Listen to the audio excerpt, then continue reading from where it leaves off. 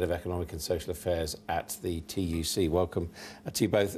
Matt, can you explain this? Is this just a way of making life tough, even tougher for people who haven't got a job? Not at all, no. I mean, at the moment, job seekers, people signing on to claim benefits, are required to, if they get offered a job within 90 minutes of their home, they're required to take that job. Now, for some people we spoke to, we surveyed a lot of job seekers in job centres, and that 90 minutes is actually quite a daunting task. They don't have the confidence, they don't have the knowledge of those kind of areas outside of their local area. So what we're saying is that we should be devolving power down to job centres, down to local authorities, and giving them, a whole different range of things they can do. One of those things we suggested was being able to pay for and help them, job seekers who might need to go 90 minutes away, to sign on in a different job centre, to give them that confidence, so to build their knowledge about where the jobs might be. And just so this would actually cost something, because you have to pay the travel costs of people going from, I don't know, say Birmingham to Wolverhampton or something like that. Certainly short term, this could cost a bit. There's already a budget in job centres to do this kind of similar kind of things, but not this kind of specific policy. So what we're saying, we should use that in different ways, be more imaginative, and actually in long term, that'll reduce unemployment and save money. All right, well, let's see what some job seekers that we've been speaking to made of this suggestion. That's not fair at all, because especially when people have got kids and they can't travel too far. Not 90 minutes, is that what you just said? 90, no. It's a bit long, isn't it? I think it'll sort the waste from the strays, definitely. I mean, the people that desperately want to work will be willing to do it, but it's how many people are willing to work, isn't it, I guess? I just think that the whole system that they have at the moment is patronising, condescending, and treats us like second-class citizens. Well, let's see what TUC think of this, Nicholas Smith. I mean, if the idea is that people are helped into work by gaining skills, the ability to commute is surely one of them, and this might be a way of helping them.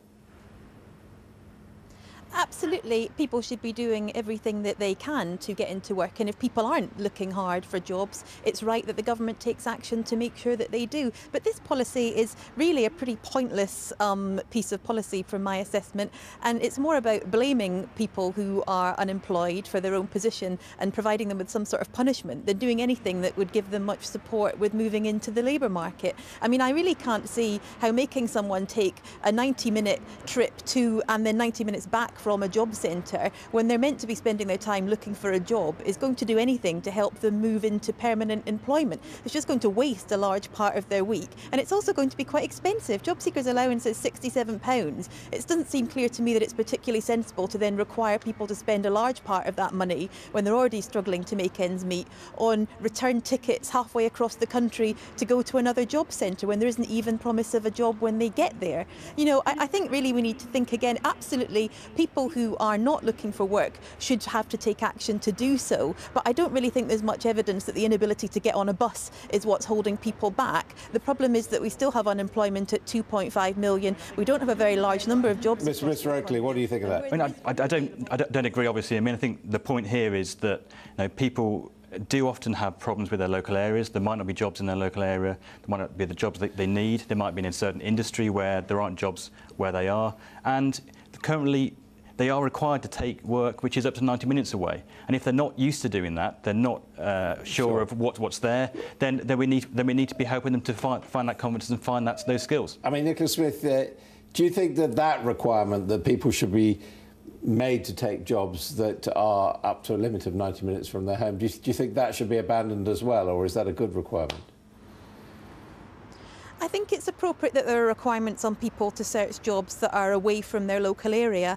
The government moved relatively recently to increase that from 60 to 90 minutes. I think that's a step too far. I mean, we've heard examples of people who are, say, on an insecure 0 hours contract. They've got 2 hours work. They have to travel 90 minutes to get there, 2 hours work, 90 minutes back. They're basically worse off by the time they get home because the cost of their travel to get there is less than what they've managed to earn. The minimum wage is only £6.31 from October. If people are only going into a part-time job, travelling 90 minutes to get there may not be worth their while financially. But, you know, absolutely it's right that people should be acting if they're unemployed to find work. And we know that the vast majority of people are. But unfortunately, this policy, if it was implemented, would just hit people who are already doing the right thing, trying very hard to find a job and not being given the support they need to get one. You know, the real issue here is the government's programmes at the moment simply aren't working. If we had a work programme and a youth contract that were actually delivering, we'd probably have fewer unemployed people in the first place. OK, thank you very much indeed, and thank you too.